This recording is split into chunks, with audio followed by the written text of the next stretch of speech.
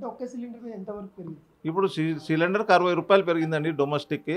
Commercial వచ్చి 114 rupees పెరిగిందండి. Okay. Bookings ఎలా ఉన్నాయి సార్? అంటే ఇప్పుడు బుకింగ్ ఏమవుతుందంటే నేను చెప్పాను కదా, ఇప్పుడు ప్యానిక్లో బుకింగ్ అవసరం ఉన్నా లేకున్నా బుక్ చేస్తారు. వచ్చే వరకు ఎంటీ అవుతుందా రాదా, లేకుంటే చాలా రోజులు పడుతుందా, వచ్చే వరకు ఇది చేద్దాం అన్నట్టు పబ్లిక్ అలాంటి సిచ్యువేషన్లో బుక్ చేస్తున్నారు. పోతే 25% బుకింగ్ ఇది అవుతున్నాయి, క్యాన్సిల్ అవుతున్నాయి.